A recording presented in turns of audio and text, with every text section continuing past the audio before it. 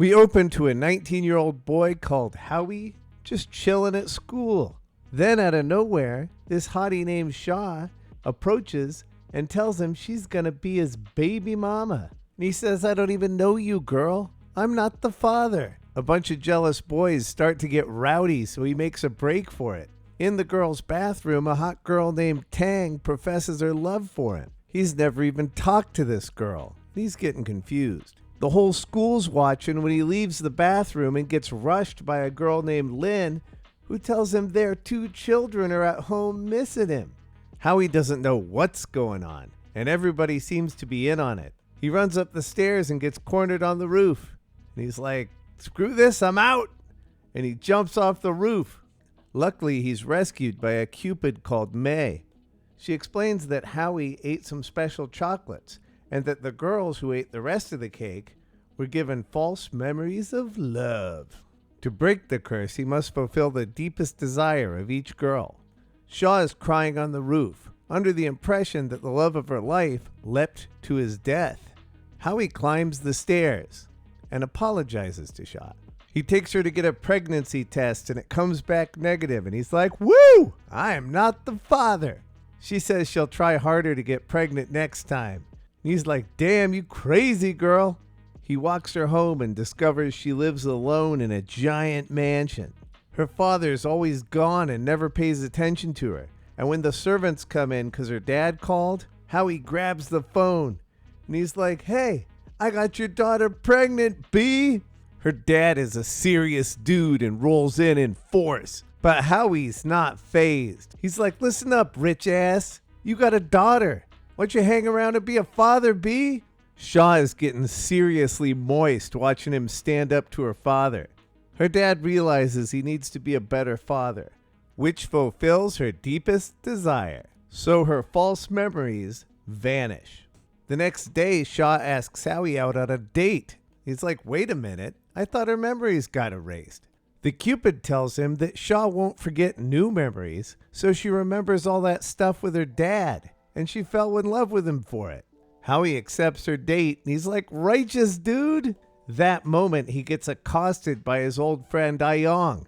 She's been obsessed with him for years, and it has nothing to do with the chocolates. And then she kisses him in front of the entire school just to make sure everybody knows that he is hers. After seeing that, Shaw wants to know if they're still on for the date. He's like, "Yeah, babe, for sure." As he's walking up the stairs, Tang slaps the crap out of Howie and says, "We're breaking up, fool." And he says, "Nobody's gonna like you with that attitude, biatch." May appears and he's like, "Can I just break up with these girls? Because that'd be easier." And she's like, "Tang doesn't want to break up with you, fool. She's just mad."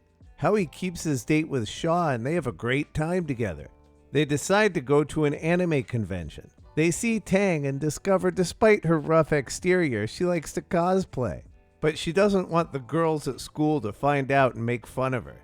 She really wants to win the annual competition, but she needs 3 people to do it. And Shaw's like, "We are in, girl." And Howie says, "Crap, dude, I don't want to dress up like a girl." The girls dress him up anyway. Tang goes to change, but finds that the haters ripped up her costume. She freaks out and runs off. Howie goes on stage and gives a sentimental speech about Tang. He says she doesn't have to hide her cosplay or worry about the haters because she's a beautiful person. Tang then falls from the catwalk. He catches her in glorious fashion and they win the whole show. Shaw gets a little jealous seeing Tang and Howie in the spotlight, but she doesn't make a fuss. Finally free of all the women, Howie takes some time to focus on his studies because he wants to be number 1 in the class, baby. From when he was young, he would always compete with Ayang, and he usually won. But in high school, he started letting her win, just so she'd leave him alone a bit. He wants to show everybody he's still the best. So the next day at school, he proposes a bet to the girls in the sports club. The loser will have to do anything the winner says, without question. And only one of the girls on the sports team has to score higher than Howie. Howie hits the books with the help of his teacher. The girls are both jonesing for Howie, but Howie focuses on his studies, and when the big test comes, he gets first in the whole school. He won the bet, and Tang's got to do what he says. He tells her to wear a maid cosplay for 2 weeks to show the school what she's really all about. It works. It fulfills her deepest desire, and Cupid's curse is lifted. Lynn catches him in the hall with his 2 kids, which have been conjured up by Cupid's magic and the false memories. He realizes he has to take care of this issue with Lynn, so he walks home with her and meets her mother. She also has false memories and is angry that he hasn't been taking care of them grandbabies. She invites him in for supper and they eat together as a family. He receives a call from Shaw, who proposes a date on Sunday. And he's like, I'll be there, baby. Lynn wants to take a walk with the kids on the same day. And he's like, yeah, honey, no problem. Both girls are just gushing for the upcoming dates. On Sunday morning, he spends about an hour with Lynn and the kids, goes to a theme park, and has some fun riding the different rides.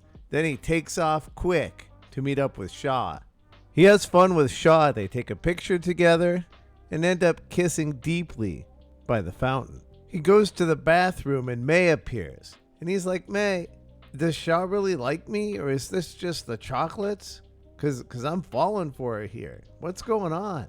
And May's like, no, it's not the chocolates. It's all you, baby. Howie returns to Lynn and the children, spends the afternoon with them, and takes them out to ice cream. He discovers that Lynn doesn't like to talk about her father. Later, he talks to her old teacher to try to get more information. The teacher says, Lynn used to be very happy when she came to school with her father as a child, but that one day he left and he never came back. Ever since then, she's had this longing sadness for her missing father. Howie searches for her father with the help of his brother, who's a policeman, and after some trial and error, he comes up with a number. Howie calls him and he says, what's up? What'd you abandon Lynn for? And the man says, look, I'm not Lynn's real father. I was just with her mother for a while there. He tries to ask Lynn's mother about it, but she completely stonewalls. A neighbor tells him that Lynn's actual father was an officer that her mother was married to a long time ago, but he died, leaving her mom devastated. She later fell in love with a businessman who wanted to take care of her and Lynn, but their families just didn't get along, and it eventually ended up poisoning the whole relationship, and they broke up. And it was all bad news for Lynn because she really loved the guy. And Howie's like, well, crap, how am I going to fix this thing? He tries to convince the businessman to come back, but the guy's like, look, I love the girl, but her mom hates me. What am I supposed to do here? At a loss for what to do, Howie spends some more time with Lynn and the kids. Later, they're involved in a car accident, which sends both Lynn and Howie to the hospital. The businessman is notified immediately, and very worried, he rushes to the hospital to find Lynn unharmed. Howie had actually pushed Lynn out of the way and took the impact himself. On a positive note, the reunion with her stepfather fulfills Lynn's deepest desire. Howie has a vision of saying goodbye to his children, and they evaporate into the ether as the curse is lifted. Howie has made peace with Lynn, and now he can go back to his life and pursue Shaw in earnest.